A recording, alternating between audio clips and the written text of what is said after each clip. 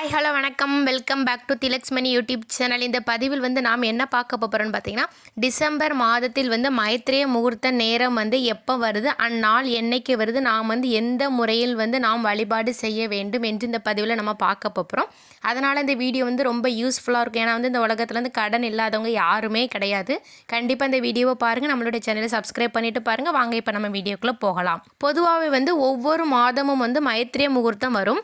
அந்நாளில் அந்த நேரத்தில் நாம் செய்யக்கூடிய ஒரு சில வழிபாடு மூலம் நம்மளுடைய கடன் மலை போல் இருந்தாலும் நிச்சயம் படிப்படியாக குறையும். அதனால் கடன் உள்ளவர்கள் இந்த பதிவை பார்த்து இந்த நேரத்தை பயன்படுத்தி கொள்ளுங்கள். மைத்ரேய முகூர்த்தம் அப்படிங்கிறது நம்மளுடைய கடன் பிரச்சனையிலேருந்து வெளியே வர உதவக்கூடிய ஒரு அற்புதமான முகூர்த்த நாள் தான் இந்த மைத்ரேய முகூர்த்த நாள். சரியா? இந்த குறிப்பிட்ட நேரத்தில் நமக்கு எந்த அளவு கடன் சுமை இருந்தாலும் அந்த கடன் சுமையிலிருந்து நம்ம எப்படியாவது வெளியே வரணுங்கிற ஒரு எண்ணம் நம்ம எல்லாத்துக்குமே இருக்கும். அப்படி அந்த நேரத்தில் நம்ம நம்மளுடைய குல தெய்வத்தையும் இஷ்ட தெய்வத்தையும் வேண்டிட்டு ஒரு சிறிய தொகையை எடுத்து நம்ம அந்த கடன் யாருக்கு கொடுக்கணுமோ அவங்களுக்கு கொடுக்கணும்னு சொல்லி எடுத்து வச்சுருங்க. அப்படி இல்லைன்னா அந்த நேரத்தில் உங்களுக்கு அவங்கக்கிட்ட நேரடியாக கொடுக்க முடிஞ்சால் நீங்கள் கொடுத்துருங்க. அது 10 ரூபாயாக இருந்தாலும் பரவாயில்ல, 1 ரூபாயாக இருந்தாலும் பரவாயில்ல. உங்களோட வசதிக்கு ஏற்ப நீங்கள் எவ்வளோ கொடுக்க முடியுமோ அந்த நேரத்தில் கொடுத்துருங்க. என்னால் நேரில் போய் கொடுக்க முடியாதுன்னு சொல்லி சொல்கிறவங்க இப்போ எவ்வளோ டெவலப்மெண்ட் ஆன்லைன் கூட டிரான்சாக்ஷன் பண்ணலாம்.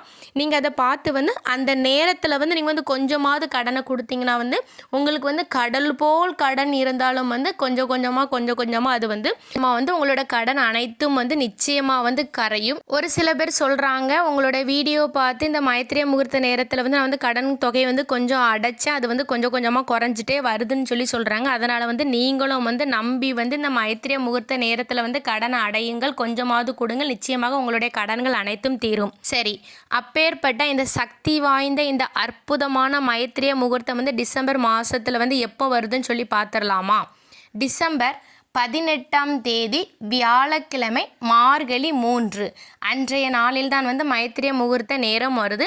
அதுவும் குரு பகவானுக்கு உகந்த அற்புதமான வியாழக்கிழமை அன்று வருகிறது. அதனால் இந்த மாதம் மைத்ரேய முகூர்த்தம் கூடுதலான சிறப்பை தரக்கூடியது.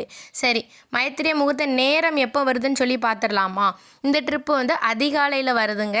அதிகாலையில் 4:45 நிமிஷத்துக்கு தொடங்கி காலை 7 மணி வரைக்கும் இந்த மைத்ரேய முகூர்த்த நேரம் இருக்குது. இந்த நேரத்தில் நீங்கள் கண்டிப்பாக ஒரு சிறு தொகையாவது கொடுங்க. இது அதிகாலையில் வர்றதுனால கொண்டு போய் கொடுக்க முடியாதுன்னு சொல்லி சொல்கிறவங்க கொஞ்சமாக இந்த நபருக்கு இந்த கடனை கொடுக்கறதுக்காக நான் எடுத்து வைக்கிறேன்னு சொல்லி அப்படி எடுத்து வச்சுக்கோங்க. அப்படி இல்லைன்னா ஆன்லைன் டிரான்சாக்ஷன் கூட நீங்கள் பண்ணலாம். இந்த அற்புதமான நாளை நிச்சயமாக பயன்படுத்துங்கள். அதுவும் குரு பகவானுக்கு உகந்த வியாழக்கிழமை அது வருகிறது. அதனால் ரொம்ப கூடுதலான அற்புதமான பலனை நமக்கு அள்ளி தரக்கூடியது. நிச்சயமாக இந்த நேரத்தை பயன்படுத்தி உங்களுடைய கடன்களை அடையுங்கள். நிச்சயமாக சட்டுன்னு நீங்கள் உங்களுடைய கடன்கள் எல்லாமே அடைத்து விடலாம். நீங்கள் உங்களோட கடனை எடுத்து வைத்தாலும் கொடுத்தாலும் உங்களோட குலதெய்வத்தை இஷ்ட தெய்வத்தை வேண்டிட்டு என்னுடைய கடனை சீக்கிரம் அடைச்சி முடிச்சிடணுங்கிற ஒரு எண்ணத்தோட நீங்கள் கொடுங்க. நிச்சயமாக உங்களுடைய கடன்கள் அனைத்தும் தீரும். எந்த ஒரு செயல் செய்தாலும் நம்பி செய்யுங்கள். உங்களுடைய கடன்கள் அனைத்தும் நிவர்த்தி ஆகும். ஓகே ஃப்ரெண்ட்ஸ், இந்த வீடியோ உங்கள் எல்லாத்துக்குமே பிடிச்சிருக்கும்னு நினைக்கிறேன். கண்டிப்பாக like and share and subscribe பண்ணுங்கள். இந்த அற்புதமான நேரத்தை பயன்படுத்தி உங்களோட கடன்கள் எல்லாத்தையுமே நீங்கள் குறைங்க. என்னோட இஷ்ட தெய்வத்தையும் நான் வேண்டிக்கிட்டேன் உங்களுடைய கடன் எல்லாமே குறையணும்னு சொல்லிட்டு. தேங்க்யூ ஃபார் யுவர் வாட்சிங். இனி அடுத்து இதே மாதிரி ஒரு நல்ல பதிவில் சந்திக்கலாம். நன்றி, வணக்கம்.